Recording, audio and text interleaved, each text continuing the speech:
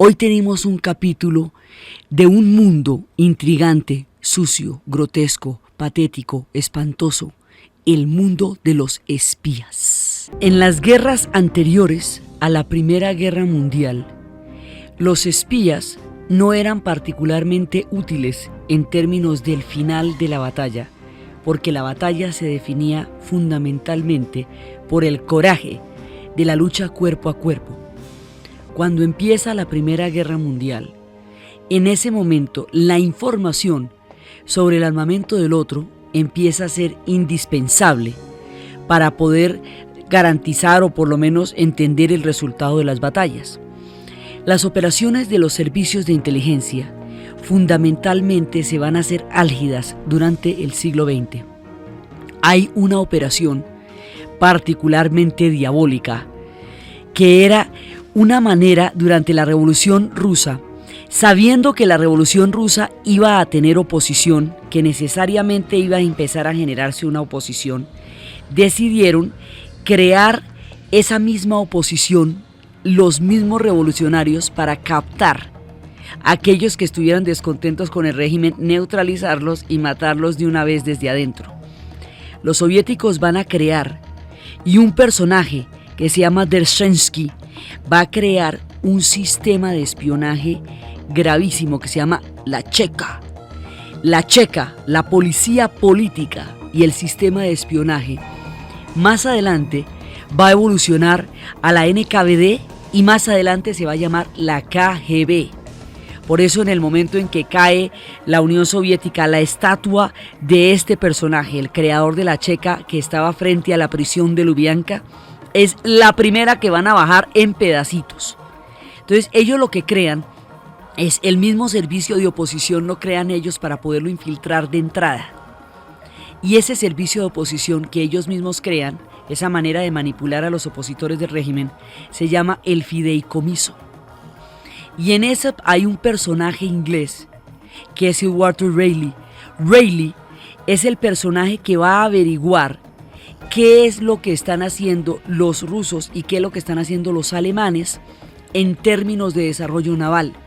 La primera parte del espionaje es alrededor del desarrollo naval, porque los ingleses tienen en el desarrollo de la marina su mayor fortaleza. Entonces, cuando los alemanes empiezan a entrar en la guerra en la primera parte, cuando empiezan a desarrollar submarinos antes de que la guerra entre, los ingleses utilizan el viejo truco de venderle los submarinos, de empezar a venderle los barcos, ya que van a tenerlos. De una vez yo le vendo los barcos a mi enemigo, con eso yo sé dónde los tiene y cómo le funcionan, que fue lo que añísimos más tarde se haría con Hussein. Todas las potencias armaron a Hussein, todos les vendieron las armas y todos sabían qué era, dónde las tenía él y qué tipo de armas tenía. Por eso todos los secretos que él alega son inconsistentes, porque todos se los vendieron a ellos. Entonces Raleigh empieza a entrar a organizar estas operaciones y empieza a ver cómo están funcionando todo el sistema naval alemán antes de que se pronuncie la guerra, y empieza a ver cómo está funcionando por dentro de la Revolución Rusa. En realidad, durante esta parte del servicio secreto, el problema más grave era la Revolución Rusa, lo que pudiera suceder con la Revolución Rusa, porque lo que más temían los ingleses ya en la Primera Guerra Mundial era que los rusos hicieran una paz por separado con Alemania, cosa que efectivamente hicieron, porque en el momento en que los rusos pactaran una paz por separado con Alemania, todas las divisiones, todas las tropas alemanas se moverían de nuevo hacia Europa, hacia el frente occidental, porque todo el frente oriental quedaría automáticamente liberado al salir la Unión Soviética del conflicto, porque la Unión Soviética no era un país, Rusia en ese momento no era un país, sino un frente entero. Entonces para ellos el mayor peligro era ese. Raleigh, que hace todas las operaciones, muere, se hace matar, ya en el momento en que él descubre que la oposición, que los ingleses están financiando a la naciente Revolución de Octubre, está organizada por los mismos del régimen que están infiltrándola para poder coger a los agentes que se están formando ahí. En ese momento Rayleigh da el nombre de lo que está pasando y lo matan. Hay una primera parte de los espías que es heroica, que es la parte de Rayleigh, que es la parte en que la información se empieza a ser necesaria. Con la guerra de los Boers empezaron a entender que la información era muy necesaria, y ya en la Primera Guerra Mundial la información va a ser una parte fundamental de lo que es la guerra misma. Y bueno, habrá toda clase de modalidades, de las espías como Mata Hari, que era una mujer que había vivido en Java, ella era holandesa, pero había vivido en Java, y en Java era donde ella había aprendido las danzas exóticas con la cual producía ese tipo de embrujos y sacaba información. Entonces, Rayleigh deja saber que el fideicomiso es una operación soviética, y efectivamente lo que ellos temían, que era que Rusia hiciera la paz por separado, la paz sí la termina haciendo por separado. Entonces ahí se van formando las redes de espionaje, poco a poco. Y las redes de espionaje durante los años 30, que son años tremendamente utópicos y donde el socialismo tiene una resonancia internacional muy grande, hay 4 personajes que son de la Universidad de Cambridge, que son lores, que son personajes consentidos por el régimen, que son los que van a entrar en contacto con los soviéticos en los años 30, se les llama los apóstoles. El contacto con el que ellos van a entrar se va a perder, entonces ellos quedan desvinculados, pero luego más adelante los van a contactar, y ese contacto va a ser definitivo para toda la historia del espionaje. Mientras sucede la guerra, mientras la Segunda Guerra Mundial, los espías desempeñan un papel fundamental, porque hay un momento cuando los cohetes B-1 y los cohetes B-2 teledirigidos de Alemania salen, esos cohetes no se pueden detener en el aire. Mejor dicho, si usted los escucha fue porque no le cayeron encima. Entonces, la única manera de detener esos cohetes es conociendo la ubicación de las pistas de donde salen o conociendo las fábricas donde se están haciendo. Entonces hay un poco de espías, pues la única manera de tener esa información es a través de las redes de espionaje. Entonces los espías lo que hacen es establecer señales luminosas sobre el punto donde se encuentra ubicada la fábrica, donde se encuentra ubicada la pista, y cuando ellos hacen la señal luminosa, por encima pasan los aviones y bombardean y se llevan al espía de paso, porque el tipo da la señal luminosa y de ahí inmediatamente le descargan las bombas. Entonces cada señal de esas es alguien que murió en esa primera parte. Las redes van localizando, digamos, hay un momento en que los espías entran en contacto con las redes de resistencia. Y lo que fue la red de espías más importante de toda la Segunda Guerra Mundial es la Orquesta Roja de Paul Trepper. Paul Trepper es un judío polaco que monta toda una red de espías a través de la Europa occidental disfrazados de almacenes de gabardinas uruguayos. Y a través de ellos era que vendía que conocía todo lo que estaba pasando en todas partes. Y es la Orquesta Roja la que permanentemente le estaba avisando a Stalin que los alemanes se van a acercar, y Stalin no lo cree. Entonces, durante la Segunda Guerra Mundial todas estas operaciones son heroicas y son muy importantes. Hay un personaje que es alemán y que es comunista, que se llama Richard Sorge. Richard Sorge es un tipo importantísimo en la historia del espionaje porque él solito salvó a la Unión Soviética. Él era tenía una misión diplomática en Tokio como alemán que era, y escucha que los japoneses no tienen intenciones de atacar a Rusia porque su objetivo es la China. Al ver que no tienen intenciones de atacar a Rusia, puede darle el aviso a Stalin, y Stalin alcanza a mover las divisiones que están en el extremo que colinda con la Manchuria. Rusia es demasiado grande. Si usted no sabe esto a tiempo, no alcanza a mover las divisiones para que estén en las orillas de la Europa occidental, de la parte de Polonia, y puedan repeler la invasión alemana. El movimiento de esas tropas, por la información de Richard Sorge, salva a la Unión Soviética y le da la posibilidad de resistir la invasión alemana. De otra manera, los cogen despistados y no alcanzan a mover las divisiones, además porque antes de esto acababa de haber una purga de toda la oficialidad rusa, cosa que en ese momento no había con qué resistir. Esas divisiones van a ser vitales y Richard Sorge va a ser fusilado y por supuesto la información se va a saber como siempre se saben en estas cosas por asuntos de alcoba. Le cuenta a una mujer y esa mujer la sopla y por ahí lo cogen. Pero Richard Sorge es importantísimo porque salva a toda la Unión Soviética.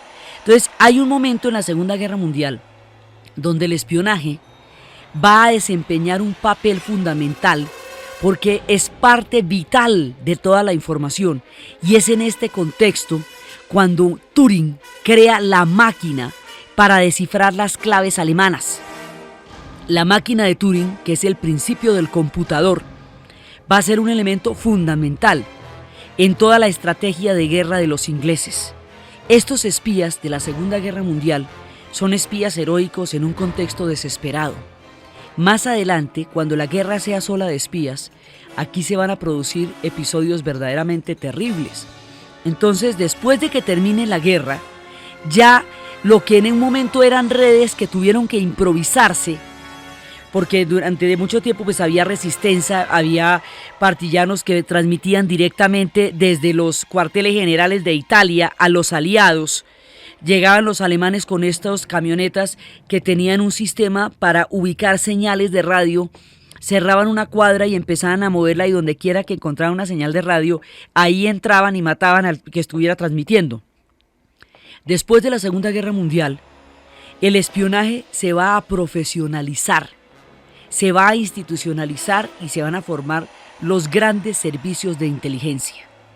Entre los británicos serán el MI5 y el MI6. El MI6 es el servicio de espionaje, es el servicio de inteligencia, y el MI5 es el servicio de contraespionaje. Y estos dos van a crear un mundo insólito, sospechoso y de traiciones, el mundo de los espías. Con la Guerra Fría se plantea otra modalidad de conflicto. Hay un elemento y es que la existencia de la bomba atómica hace que los Estados Unidos y la Unión Soviética ya no puedan enfrentarse directamente porque eso aniquilaría el planeta y los aniquilaría a ellos. La guerra se va a volver indirecta, por eso se le llama la Guerra Fría. Se va a dar a través de los conflictos que los otros pueblos tengan. Se van a matar por entre las tiendas. Este es el equilibrio del terror. Como nosotros no nos podemos hacer las maldades directamente porque nos acabamos, entonces por entre cada conflicto lo que vamos a hacer es que usted pone la ideología, yo pongo la ideología, ellos ponen los muertos, los otros ponen los muertos y nosotros ponemos las armas. Entonces todos los conflictos que sucedan de ahí en adelante en el mundo van a formar parte del ajedrez geopolítico de la Guerra Fría. Pero la Guerra Fría entre las potencias se va a librar es a través de los servicios de espionaje. Los espías son los que van a determinar el curso de la Guerra Fría. La Guerra Fría trae consigo la carrera armamentista. Y la carrera armamentista se basa en la paranoia de que el otro es tan poderoso que nosotros tenemos que armarnos mucho para defendernos de la peligrosidad del otro. Entre más peligroso me resulte el otro, mayor justificación tengo para mi propio presupuesto y para mi propio plan de espionaje. Entonces yo necesito hacer ver al otro muy peligroso para que a mí me vaya muy bien en lo que hago. Esto va creando unas paranoias. Por eso es que uno veía armas que uno decía en esa época, bueno, pero esto no se compadece las carreras armamentistas con el tipo de conflicto, porque la distorsión de la peligrosidad de los otros era una parte fundamental de la Guerra Fría. La Guerra Fría se llama además así porque no es un conflicto directo, sino son enfrentamientos indirectos o a través de otros pueblos que no van a llegar a guerras globalizantes o a través de los servicios de inteligencia. Entonces el MI6 es el que va a desempeñar un papel fundamental acá. Y mientras tanto en los Estados Unidos también en la posguerra se crea la CIA. Entonces entre la KGB, que ha venido de la checa y de la NKVD y que ahora ya es la KGB, entre el MI6 y entre la CIA, están armadas las principales las agencias, organismos de inteligencia y de espionaje de la posguerra. La ideologización de la posguerra hace que la gente tenga una fijación con las ideologías muy grande. El comunismo, como es una ideología que no se clasifica por estados nacionales, sino por clases sociales y por pertenencia, sobre todo por pertenencia a un ideal que es el comunismo. La pertenencia a ese ideal hace que la gente traicione su propia patria porque está defendiendo algo que consideran que es mucho más grande, que es la utopía del comunismo en la tierra. Y al mismo tiempo, aquellos que están del otro lado defienden lo que ellos consideran que es la libertad y la democracia en el mundo. Y esto hace que los espías estén permanentemente en situación de traición. Ser espía es ser un traidor, porque usted de todas maneras está escuchando toda una información que va a transmitir en contra de aquellos de donde la obtiene. Entonces, de aquí en adelante, en la Guerra Fría, el espionaje va a adquirir unas características terribles.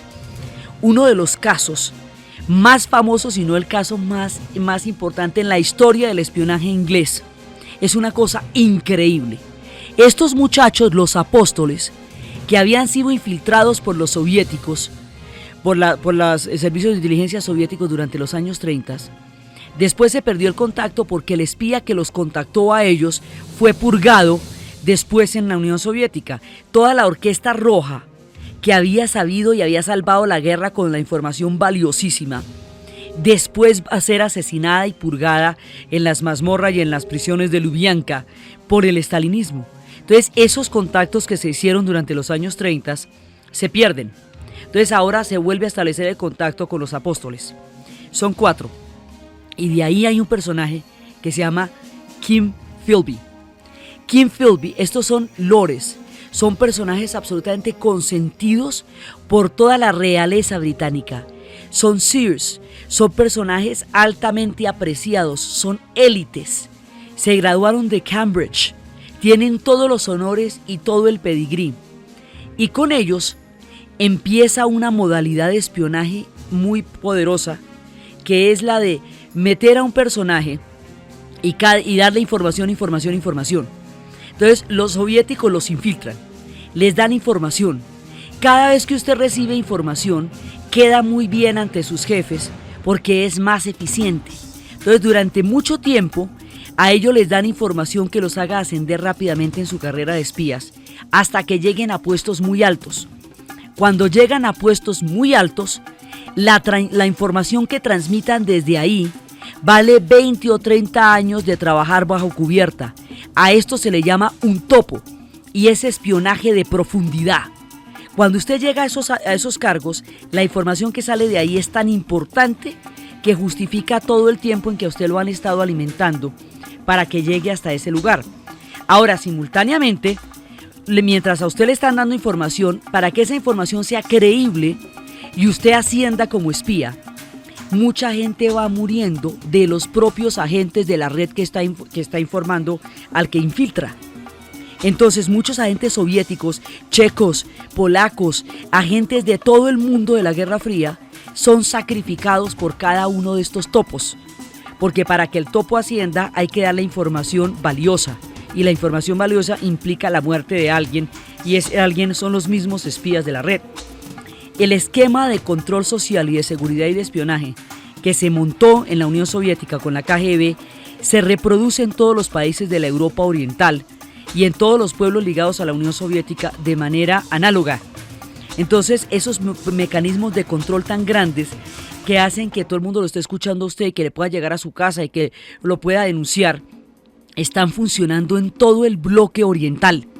Y como eso está sujeto a la cultura de cada país, pues en el país donde se lucen y se esmeran es en Alemania, porque ellos todo lo hacen bien. Entonces si se meten a espionaje, hacen un espionaje tremendo, que son los archivos. Es el momento tal vez más odiado y más poderoso del espionaje, que es la Stasi, los servicios de inteligencia de la Alemania Oriental.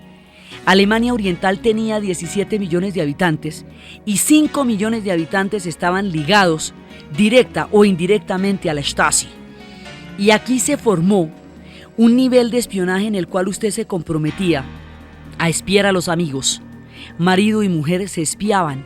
Por eso cuando los archivos de la Stasi se abran, esto va a ser la cosa más dramática del mundo, porque usted puede ir a la Stasi y preguntar qué hay sobre usted y se descubren cosas tan terribles como una mujer que después de 10 años de matrimonio y 2 hijos descubre que el marido de ella era un informante de la Stasi. Ella era una activista ecologista y que ella era el objetivo de la misión de su marido. y que todos esos años de matrimonio ella fue el objetivo de la misión de su marido. Esta mujer quedó desfigurada por el dolor cuando averiguó eso, y el pueblo alemán todavía está metido en las heridas de averiguar las cosas que le pasaron durante la era de la Stasi. Entonces se va creando todo un cuadro. Philby sigue ascendiendo y ascendiendo y ascendiendo cada vez más. Y de pronto, ahora, en este momento, empieza a haber una actuación coordinada entre los servicios de inteligencia británicos y los Estados Unidos, a quienes ellos llaman los primos. Los Estados Unidos, pues como son los que están financiando la reconstrucción de Europa, son los que mandan la parada en términos generales, porque pues ellos son en ese momento los que están organizando todo el sistema del mundo occidental. Ellos empiezan a sospechar de Philby y empiezan a decirles que ahí hay una especie de filtración, que hay 2 hombres a los cuales han encontrado y hay un tercero. Ese tercero al que le dan la información es parte de la red y ese tercero es Philby. Entonces él ya sabe, inmediatamente sabe, y entonces los 2 que fueron descubiertos se van para la Unión Soviética inmediatamente. Philby sabe que los norteamericanos están enterados, pero Philby es un personaje tan querido y tan apreciado que lo que piensan es que los norteamericanos son unos descarados y unos mugres, que cómo se les ocurre decir esa cosa de Phil, uish. Entonces inclusive quieren hasta desagraviarlo, uish, y lo sacan de los servicios donde está y lo ponen de jefe de la OTAN, lo ponen de segundo de la OTAN, donde tiene, mejor dicho, toda la información chévere para poderla contar. Y no le creen porque este tipo es un SEER. Y la estructura de clases inglesa es todavía tan poderosa a nivel mental que no conciben que un SEER pueda ser un traidor.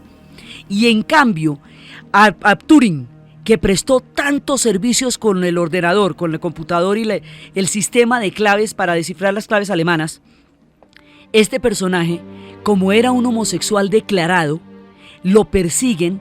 Los norteamericanos prohíben que él forme parte de la red porque al ser homosexual dicen que es vulnerable al chantaje, cosa que no era cierta, porque al ser un homosexual declarado nadie podía venir con el chisme de que era homosexual cuando él era lo primero que él decía. Entonces la paradoja y la injusticia aquí es que a Turing le hacen la vida imposible, no lo dejan formar parte de los servicios de inteligencia de la posguerra, siendo el tipo un genio del tamaño de Einstein, porque ese fue el que logró fundir el sistema binario con el sistema de ingeniería, con el sistema de matemáticas y con el sistema de física para poner todos esos conocimientos en una máquina que sea el computador. Un tipo de esos lo desesperan hasta que lo obligan a suicidarse por ser homosexual, únicamente por ser homosexual. Y en cambio a Philby, que es el verdadero peligro, no lo investiga nadie porque este tipo es un SEER y él es muy divinamente, ese sí es muy gente bien. Entonces nunca se atreven a investigarlo. Cuando finalmente un día ya está a punto, dio toda la información y ya lo van a coger los norteamericanos, se va para la Unión Soviética y aparece en público con los otros 2 que se habían ido antes, con los otros 2 apóstoles, y el siguiente se va y todos aparecen en la Unión Soviética condecorados públicamente como miembros honorarios de la Unión Soviética. Casi se van de para atrás. Casi se mueren los ingleses cuando Philby se destapa públicamente y es condecorado en la Unión Soviética. Esta es una historia de la que no se repondrían. El MI6, llamado el Circus, por la calle donde quedaba, mire, casi se mueren. No se la pueden creer. Philby va a morir tiempo después, ya cuando en épocas de la perestroika, y cuando él muere, la Unión Soviética lo entierra como su más grande héroe. Y en Inglaterra sale un letrero que dice que el más grande e innoble de todos los traidores de la historia de los británicos acaba de morir en la Unión Soviética. Entonces, a partir de ahí, la literatura toma el caso de Philby para crear en la imagen de John le Carré, en la pluma de John le Carré, una de las historias más fascinantes de toda la literatura de la Guerra Fría. Es la trilogía de las novelas El Topo, El Honorable Colegial y La Gente de Smiley. Todos los escritores de espías en la Gran Bretaña formaron parte del servicio de inteligencia. Somerset Maugham fue encargado durante las épocas del gobierno provisional de Kerensky de tratar de garantizar que ese régimen se preservara, cosa que él no pudo hacer, para evitar una paz por separado. Graham Greene también va a ser parte del servicio de inteligencia británico, y John le Carré, el maestro de maestros. John le Carré cuenta la historia del topo, y él crea un personaje que es el profesor George Smiley. El profesor George Smiley es un hombre anodino, con cara más bien de sapo, que está leyendo el periódico, el más inocente que usted vea en el club, el de la esquina, el que no tiene cara de nada. Ese es el espía. El profesor George Smiley, experto en literatura alemana del siglo XIII, es un personaje que no es notorio de ninguna manera, pero dirige todas las operaciones del circus, y siempre tiene un archienemigo que está al otro lado, que es Karla, el jefe de la KGB, y los dos se respetan mutuamente y se hacen todas las operaciones que usted quiera. Alrededor de Smiley hay un grupo de trabajadores, de operadores, cargadores de arena, de operarios. Toby Esterhazy y sus faroleros, que son aquellos que se encargan de rastrear y de las operaciones de seguimiento. Y aquí es cuando empiezan esas operaciones de seguimiento, donde hay un mendigo y una señora vendiendo verduras y otro señor parado en la esquina y un señor vendiendo repuestos, y todos esos están siguiendo a alguien y están informando. Acaba de pasar por acá, salió por el otro lado. Todos esos son los faroleros de Toby Esterhazy, que se distinguen única y exclusivamente. Usted sabe si lo están siguiendo es porque lo único que una persona no se puede cambiar son los zapatos. Entonces era lo que miraba, porque eso es mucho más difícil que el resto de la ropa. Entonces por eso era que lo miraban. Todo el punto en que se van siguiendo. Peter Gillam, que es el otro de las operaciones. Connie, que es una rusa. Entre los rusos hay muchos disidentes, por lo que aplastaban los sistemas, los movimientos nacionalistas con tanta fuerza en la Unión Soviética. Entonces, bálticos, chechenos, ucranianos van a formar parte de los servicios de inteligencia británicos, porque su pelea es con Stalin. Y de los servicios de inteligencia británicos, algunos serán comunistas, como el caso de Philby. Entonces, toda la historia del topo es que hay un personaje que está totalmente cercano, que es Tom Hayden.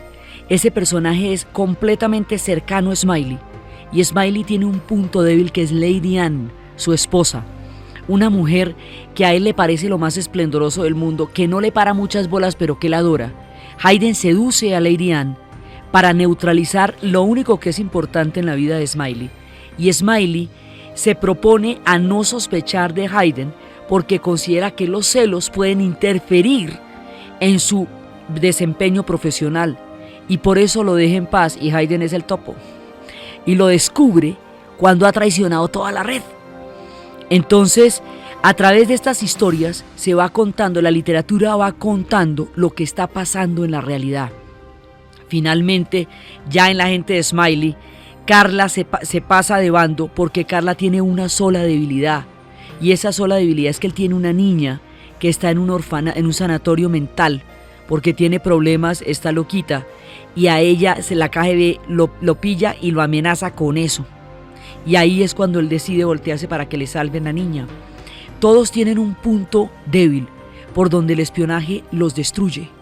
Y el que nos cuenta eso también es Graham Greene en El Factor Humano, porque el tipo dice que todo hombre enamorado es un traidor en potencia.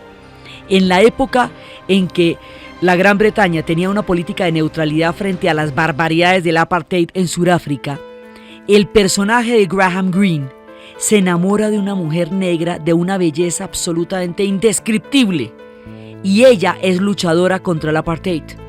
Entonces él empieza a pasar información de alto nivel de inteligencia, le pasa información a ella y a la lucha del apartheid, porque visceralmente no puede convivir con una mujer a la que adora y estar abandonando a su suerte, teniendo toda la información, una causa que a ella le representa todo. Entonces él termina traicionando desde el punto de vista, desde el juicio de inteligencia, aquellas misiones para las cuales está encargado por el amor a ella. Y así van transcurriendo las historias de los espías en el cine y en la literatura, que son la manera de mostrar lo que está pasando en la realidad. Todas estas operaciones sucedieron, y en la literatura Graham Greene y John le Carré las van llevando. Y hay otra de estas historias que es El espía que llegó del frío. Esto va a ser llevado al cine con Richard Burton.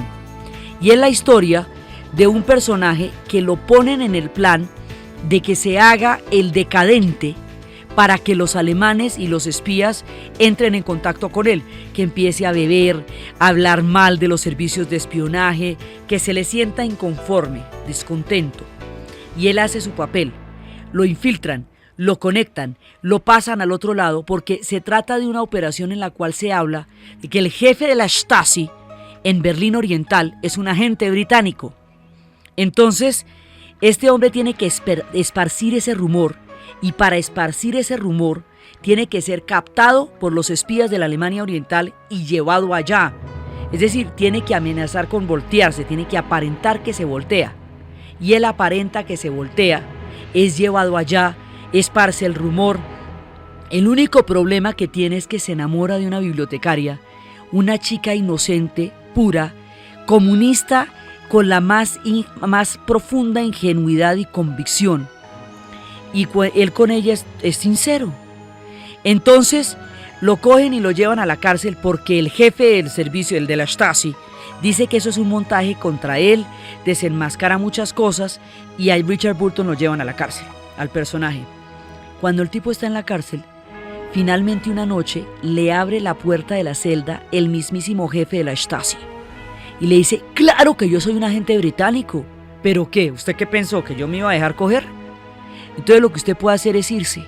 O sea, que todo lo que a él le dijeron que era una mascarada para crear una sospecha sobre el agente británico que era el jefe de la Stasi es cierto, pero él fue engañado en todo esto. Entonces él sale, se va con la chica, le dicen que se pueden ir los dos, y cuando va a cruzar el muro, que le dicen la hora y el momento en que le van a permitir cruzar el muro, y al otro lado lo está esperando Smiley con la red y le dice que salte, el tipo se da cuenta que a él sí lo van a dejar pasar, pero que a la pelada no. Porque esa chica no puede vivir sabiendo que el jefe de los servicios de la Stasi es un agente británico, que ella está sacrificada de antemano. Entonces cuando él ve que a ella le empiezan a disparar y él está saltando el muro, se devuelve y se deja matar con ella, con el corazón absolutamente destrozado por la suciedad de los servicios de espionaje.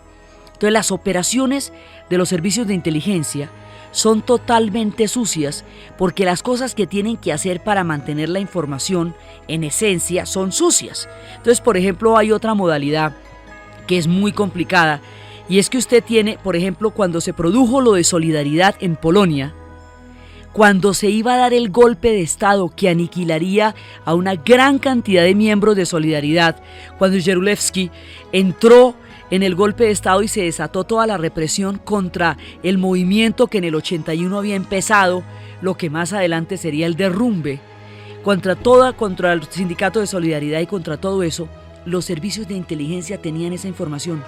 Hubieran podido advertirle a los dirigentes que iban por ellos, hubieran podido salvar la vida de muchísimas personas, pasando la información de que el golpe de Estado iba contra ellos y que rápidamente se iba a organizar una escalada de represión contra todos los dirigentes de Solidaridad. Pero no lo hicieron, porque si lo hacían, revelaban la fuente, quedaba claro quién era el que estaba dando esa información y se perdía la oportunidad de tener un campo de operaciones en Polonia. Por mantener el campo de operaciones en Polonia, no transmiten la información de la que precisamente se trataba tenerla para poderla utilizar en casos como estos. Se supone que tener la información de que van a matar a todos los miembros de Solidaridad es útil en la medida que usted puede evitar que los maten, pero no van a evitar que los maten para no delatar el contacto y seguir teniendo operaciones en Polonia, y sacrifican a una gran cantidad de gente que son todos los dirigentes de Solidaridad por no hacer eso. Entonces sacrifican para no poner en peligro en contacto, sacrifican redes para darle ascenso rápido a un espía que sea un topo. Entonces mucha gente de la que está metida en el servicio de inteligencia es desechable en términos de sacrificarla por una u otra información. Entonces por eso es que es un juego muy sucio. Los escenarios son el famoso parque donde está un ajedrez de tamaño gigantesco en Ginebra. Allá se encontraban los espías, intercambiaban un microfilm en la banca del parque y de pronto súbitamente uno se paraba y el otro quedaba con apariencia de estar dormido. Lo había matado instantáneamente sin que nadie se diera cuenta. Es allá, en ese parque de los donde están los grandes bloques de ajedrez y la gente juega de esa manera, y en los escenarios de Berlín y en las calles de Moscú, donde se están desarrollando las grandes operaciones de los espías. Entonces los espías están permanentemente tratando de saber qué va a hacer el otro, cuánto armamento tiene, qué nuevas tácticas está desarrollando, qué capacidad de ofensiva de nuevos misiles está en ese momento inventando. Todo eso lo están intercambiando y permanentemente están en contacto los unos con los otros. Funeral en Berlín, de las novelas de Darlington, va a ser llevada al cine con Michael Caine. Y Michael Caine hace un personaje que es el sargento Harry Palmer.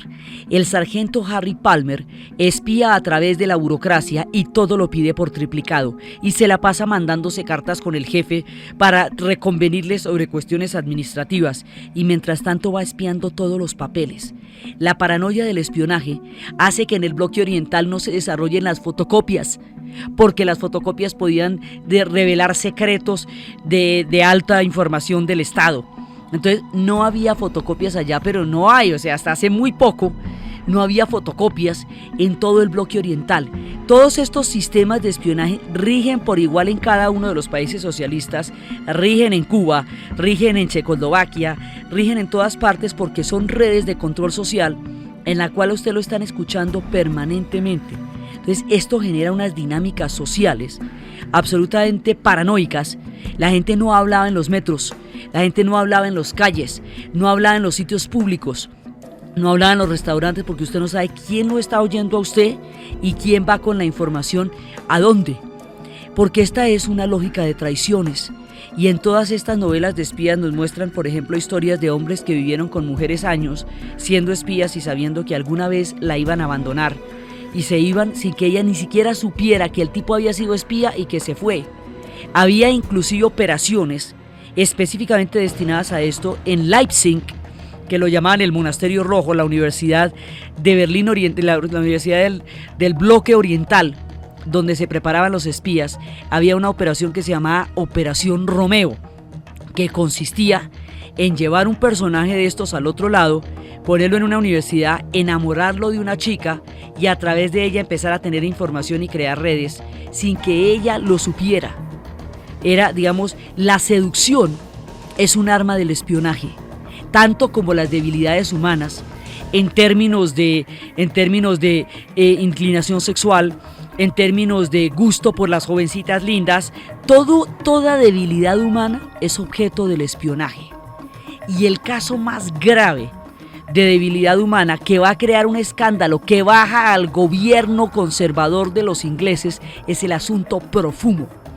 El asunto Profumo es una red de chicas preciosas, entrenadas, encantadoras y glamurosas que va consiguiendo un hombre para hacer rumbas y parrandas. Entonces se hacen rumbas y parrandas entre los altos círculos del poder y del gobierno inglés. Y en esas rumbas y parrandas, Profumo se enamora de una mujer preciosa que se llama Christine Keller. Y Christine Keller lo va a llevar a la desgracia, y eso es lo que vamos a ver ahorita. Christine Keller es la amante de Profumo, y Profumo es el secretario de Estado para Asuntos de Guerra del gobierno del primer ministro Macmillan, Harold Macmillan. Y ella simultáneamente es amante de un espía soviético, que es el que la ha entrenado. Entonces se meten en el escándalo más grave, porque el secretario de Estado para Asuntos de Guerra tiene de amante a una mujer que a la vez es amante de un espía soviético. Y con eso cae el gobierno. Y esto sucede paralelamente a la época de Philby, en la época en que Philby se destapa a mediados de los 60. Entonces el asunto de Philby y el asunto Profumo son un golpe terrible para el servicio de inteligencia británico. Y el servicio de inteligencia británico, el Circus, cada vez se va enfrentando con más dramas y más fisuras, y los servicios de inteligencia siempre tienen fisuras. Así como hay personajes que van a llevar la novela de espías, como es el caso de John le Carré y de Graham Greene, personajes que llevan esto desde lo humano, desde la traición, desde lo sucio, desde las cosas terribles que va pasando ahí. Hay otros personajes que hacen del mundo de los espías un mundo de aventuras y que lo retoman de una manera totalmente diferente y que crean personajes completamente distintos que no están involucrados desde la tragedia y desde la traición que es el mundo del espionaje, sino desde las aventuras. Y el personaje que crea otro de los miembros del Servicio de Inteligencia británico, Ian Fleming, va a hacer al espionaje lo que el doctor Indiana Jones va a hacer a la arqueología. Va a ser un aventurero, va a ser Bond, James Bond, al servicio de su majestad. Bond muestra un mundo totalmente glamuroso, alejado de las verdaderas traiciones que se cruzaban acá, y diluye la ideologización de la Guerra Fría a través de un malo que se llama Spectrum, que no es específicamente la Unión Soviética ni la KGB, sino que es un hombre que quiere apoderarse del mundo y siempre está acariciando un gato blanco, un gato persa blanco absolutamente exquisito y refinado.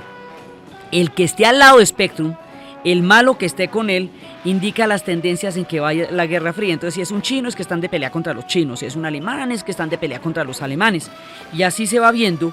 Y es a través de las armas y de todos los equipos sofisticados que provee M, que es el que le dice cómo va a utilizar el esfero de cámara, cómo va a utilizar para las sillas que lo van a sacar, lo van a expulsar automáticamente, o las cápsulas explosivas con las que estallan los tiburones. Y los malos van desarrollando toda una mitología, desde el hombre que decapita a todos con sus sombreros, y las chicas Bond van a hacer toda una sensación desde Ursula Andress en adelante.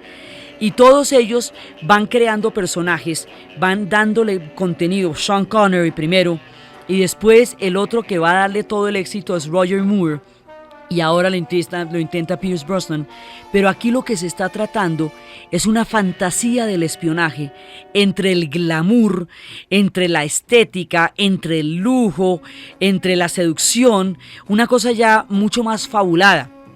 No se muestra, digamos, las profundidades y las grietas y las oscuridades del mundo del espionaje, que en última no son sino las profundidades y las grietas de la naturaleza humana. Pero hay un momento en que el mundo de los espías se viene abajo, y el mundo de los espías se viene abajo porque, entre otras cosas, las verdaderas preguntas sobre la vida y el mundo, ellos no llegan a resolverlas. Realmente, lo que sí tenía toda la trascendencia y para lo que los servicios de espionaje deberían haber existido, nada de eso lo resolvieron. Nadie se imaginó, los servicios de la CIA no se imaginaron que una invasión a Cuba iba a tener un respaldo masivo de la población en Bahía Cochinos. Todo lo contrario, quisieron ver un apoyo que no existía, y eso fue un fiasco. No pudieron los servicios de inteligencia imaginar que estallaría en Irán una revolución fundamentalista islámica, porque no entendían la naturaleza de la fuerza de las religiones y pensaban que era otra de las crisis del Shah. Y lo más importante de todo, lo increíble, lo que se les pasó por las narices y donde los soviéticos ganaron a su manera, no se les ocurrió que se iba a caer la Unión Soviética. Y eso, mejor dicho, si usted como servicio de inteligencia no puede imaginarse que se va a disolver la Unión Soviética y que se va a caer el muro de Berlín, entonces ¿cuál es el cuento ahí? ¿Qué fue lo que espió? Tanta gente que murió, los que escaparon en los kayaks, los que aterrizaron en la Plaza Roja, los que vendieron los grandes secretos, todo eso no tiene ningún sentido si usted no adivinó que se iba a caer la Unión Soviética. Desde el punto de vista de los servicios de inteligencia, la Unión Soviética ganó, aunque se hubiera disuelto, porque nadie nunca descubrió sus debilidades y sus profundas fisuras. Entonces cae la Unión Soviética, y con la caída de la Unión Soviética, el mundo de la Guerra Fría desaparece y los espías ya no tienen sentido.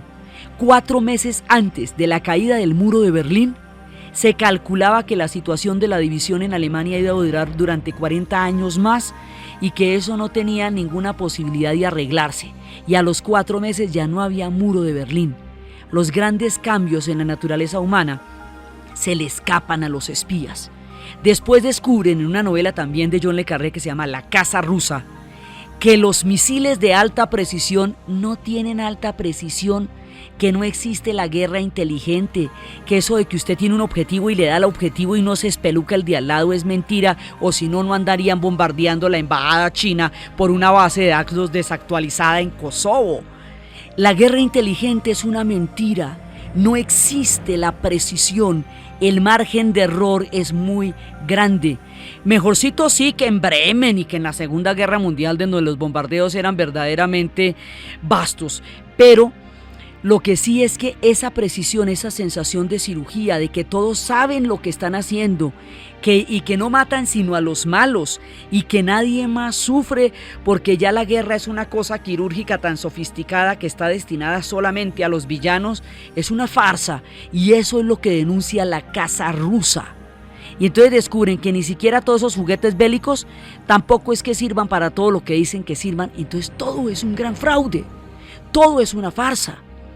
Y ante esto, Sean Connery vuelve, después de que había dicho que nunca iba a volver a hacer una película de James Bond, y hace Nunca digas, nunca jamás. Y allí le tocan con todos los equipos gastados, ya no le paran bolas, ya no hay presupuesto, ya no es glamuroso, ya hay jóvenes que están completamente metidos en la red y que saben de computadores y el tipo es obsoleto, ya está barrigón. Y esta película refleja en lo que quedó el glamour de lo que fue la Guerra Fría en términos de las aventuras y la fachada que vendió. Es una radiografía exquisita y dulce de James Bond y de Sean Connery a lo que fue el personaje y a lo que fue la Guerra Fría. La Guerra Fría fue completamente sucia, fue una historia de traiciones, sobre la amenaza de que unos locos tuvieran la mano encima del botón y lo pudieran espichar y acabaran con el mundo. Y las jugadas, por eso es que en juegos de guerra dicen: extraño juego el que usted me propone, señor Falken, la mejor jugada es no jugar. Con todos esos armamentos bélicos que tenían, lo único que podían hacer era no usarlos, pero se gastaron el dinero de reconstrucción de un mundo, el dinero que hubiera podido eliminar el hambre del mundo, en un montón de juguetes bélicos que servían para amenazarse los unos a los otros. La función de una carrera armamentista tan loca, demencial e irracional como la que caracterizó toda la Guerra Fría era una función disuasiva. Mire las cosas tan terribles que yo tengo. Y el único personaje que se atrevió a entender la farsa, que supo lo que existía debajo del mundo del espionaje y que se atrevió a tomarlos del pelo en las épocas más álgidas de la Guerra Fría, el único que se atrevió a ridiculizar una cosa que mostraban perfectamente en serio. Todas las películas de la Guerra Fría son altamente ideologizadas. Entonces uno veía a MacGyver salvando a los alemanes y llevándolo a la libertad.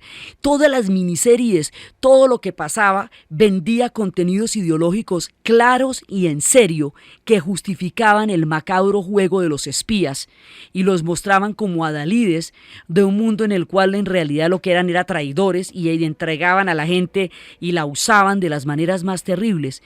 En este juego sucio, solo un personaje entendió la naturaleza de la farsa desde el principio, porque eso lo hacen a mediados de los 60. El que entiende la naturaleza de la farsa proviene de Norteamérica, se llama Mel Brooks, y lo que va a crear es el único tipo que entendía la naturaleza de toda esta payasada.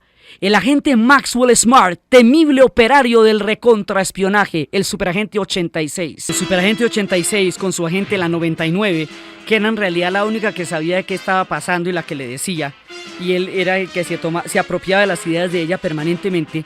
Habla de caos y control. Y caos es todo lo terrible, todo lo malvado y todo lo villano, y control es todo aquello que es digno y decente y pelea en nombre de la libertad.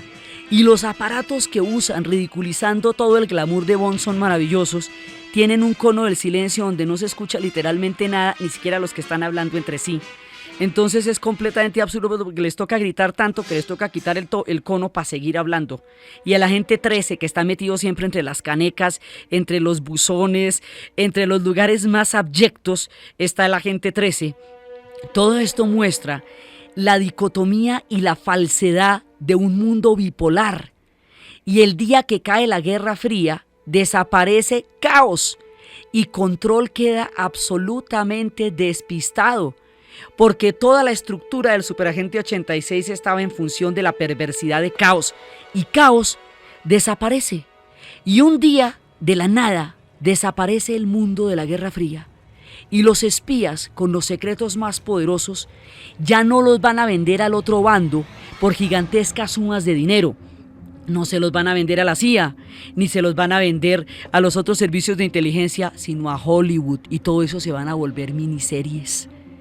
Y se van a volver historias de televisión.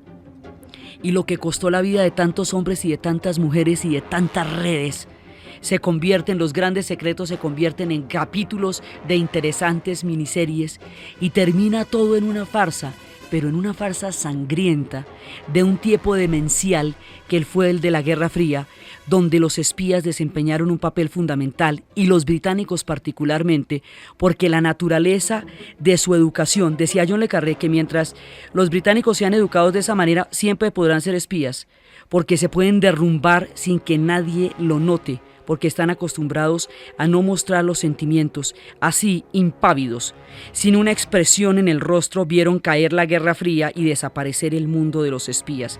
Hoy todavía existen, pero ya no es lo mismo.